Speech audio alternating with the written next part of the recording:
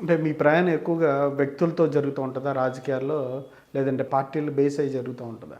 అంటే పార్టీ మీద ఉందండి. పార్టీతో పాటు నాకు కామినేని గారి మీద ఉంది. పార్టీ కామినేని గారు కూడా ఇదే పార్టీ నుంచి అలయన్స్లోనే ఉన్నారండి. ఆయన బయటకి ఎప్పుడు ఇదేంది లేదు. పార్టీ కామినేని గారు నాకు రెండు కూడా ప్రయారిటీనేనండి. రెండు నాకు బ్యాలెన్స్ నాకు ప్రయారిటీ.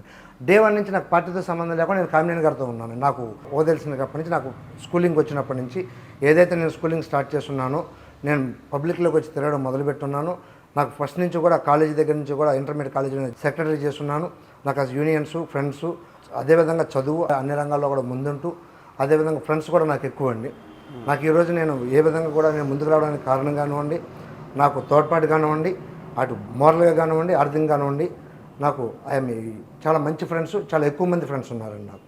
వాళ్ళు నా సపోర్టింగ్ ఎక్కువ అండి బాగా. ఇక్కడ బీసీలు ఎట్లాంటి సిచ్యువేషన్స్లో ఉన్నారు, ఎట్లాంటి సమస్యలు ఎదుర్కొంటూ ఉన్నారు, ఏ విధంగా అభివృద్ధి చెంది ఉన్నారు, అట్లాగే మీరు బీసీ సమ్యాఖ్యలో ఉండడానికి ప్రధాన కారణం ఏంటి, బీసీల కోసం పోరాడిన అంశాలు ఏంటి? ఇక్కడ బీసీలకి జరగాల్సినటువంటి న్యాయం ఎక్కడా కూడా రాజకీయంగా కానివ్వండి, ఆర్థిక పరంగా కానివ్వండి, వాళ్ళకి సరైన న్యాయం జరగట్లేదండి. బీసీ గర్జన చలో ఢిల్లీ కూడా ప్రోగ్రాం పెట్టున్నామండి.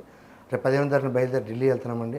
అక్కడ కూడా మా యొక్క రిజర్వేషన్ల మీద, ఉన్నటువంటి ఆర్థిక ఇబ్బందుల మీద, రాజకీయ పరిశీలనల మీద, మొత్తం అన్నిటి మీద కూడా అక్కడ ధర్నా చేయడం కూడా జరుగుతుందండి. దీంట్లో మా యొక్క జాతీయ అధ్యక్షుడు లాకా వెంకటరావు గారు, అదేవిధంగా రాష్ట్ర అధ్యక్షుడు ఆవుల నరసింహరావు గారు, ఇక వీళ్ళిద్దరు ఆధ్వర్యంలో నేను రాష్ట్ర ప్రధాన కార్యదర్శిగా అందరం కూడా కలిపి రేపు 15వ తారీఖు బయలుదేరి ఢిల్లీ వెళ్తున్నామండి. బీసీలు ఈ ప్రాంతంలో ఏ విధంగా వెనకబాటుకు గురవుతూ ఉన్నారు, వాళ్ళకి సంబంధించి సిచ్యువేషన్స్ ఏంటి ఇక్కడ? ఇంతకుముందు బీసీలు బయటకు వచ్చి వ్యాపారం చేయడానికి ముందుకు వచ్చేవాళ్ళు కాదండి.